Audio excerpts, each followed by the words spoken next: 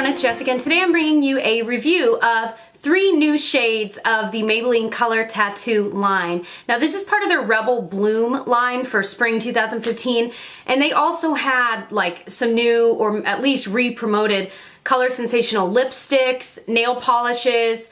They had a new, I don't remember if there was more than one shade, but a new Master Studio cream blush stick, but it was like matte. So that's something I'm thinking about getting. Let me know if you'd be interested to see a review in that.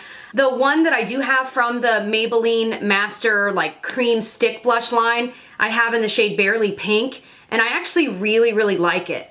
It's an amazing blush, very shimmery, but I ended up finding it like Big Lots for like $2 or $3 this year, and I love it. It's such a pretty color, but it's also a good formula. So I might end up picking up the matte version of this, but let me know if you'd be interested. Regardless, what I ended up getting were 3 of the color tattoos. And so what I have noticed about Maybelline color tattoos is that they seem to range. Like their formula from color to color, to me, is not always the same. And actually, over the past year or two, I had owned a lot of their, permanent collection line as well as limited edition. And I'd always noticed that sometimes limited edition ones weren't as good as the permanent line. It just never seemed to be consistent. I have heard that Maybelline had kind of reformulated their color tattoos a while back ago to be a little bit better. I don't know if that's true or not. So I picked up 3 of them, and let's go through and I'll swatch each of them for you. I'm actually wearing one of them today. I'll show you that one first. This is Hydrangea Hype, and I'm wearing it just on my lids today. And it's a very kind of certainly purple color, but it has a silver tint to it. And if you've never used the Maybelline color tattoos before, or if you've never used a cream eyeshadow before, the idea of these is that you can use it as just strictly an all over color, so you could put it all over your lid and call it a day and that be that. These really do not crease at all, which means they don't fall into any wrinkles or fine lines or anything you've got going on your eyelids. They stay put and they look the way they are from the moment you put them on to the moment you take them off at the end of the day. So that's one thing I love. The staying power of these is amazing. You could also use them as kind of a primer. So if you're going to put on powder shadow, you could use one of these that would maybe go well with your eye look, and you can put that on and then put powder shadow on top, and it's going to hold onto that shadow so the shadow stays in place all day as well, and also doesn't crease. So there's a lot of different ways you can use these, and of course they have a lot more neutral colors that are even better for everyday use. So this one, like I said, is a very silvery metallic, but with a hint of purple in it, which is why it's called Hydrangea Hype. And this one I like a lot. It is a very smooth formula. It goes on evenly the first time you apply it with your fingers. I don't like to apply these with brushes. I know some people will use like a synthetic brush to wipe it on your lid, but my fingers do very well, and it provides the most even application of these, so that's how I always use them. So this one I'm wearing alone with just like a light shadow, like a powder shadow, I think from Milani, in my crease, and that's it. So it was just this because I really like the color the way it is. The next one that I picked up is probably my favorite out of all of them, and it's called Hibiscus Heartbreak.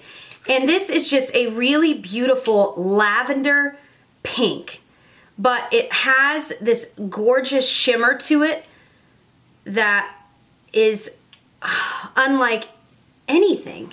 Now, one thing I will say about the formula of this one, even though it is the most beautiful shimmery pink, and I've worn it a few times already and I love it, it doesn't crease, so it stays put the way all of them do, but this one is a little bit more sheer. So when you first swatch it, I'll show you me swatching it. So I've rubbed it in quite a bit, and when you first swatch it, it kind of goes on, you'll see, kind of spotty. And, as you rub it in, it kind of, I guess what I'm saying is it's not as even of an application as the other color tattoos are. Now, the good news is this isn't really that big of a deal, because the times that I've worn it on my eyes, it's never, once I've blended it out well enough, it's never looked patchy. If you're wanting a more opaque look of this color, you're just gonna maybe need to put on an extra layer. So it's not a deal breaker, and honestly, I have never owned a cream shadow that's this color. It is so beautiful with so many different looks. It looks great with gold looks. It looks great with silvery. I mean, it literally could look good with anything. So even though it's not the best formula out of all of them, I still love this and still would recommend the color. Now the last shade that I picked up is called Black Orchid, and it is kind of more of a taupey color. It reminded me at first of their permanent collection color tattoo that's called Tough as Taupe. And while this is a taupe color that's very similar, it is a lot more metallic than that one is. I just said metallic.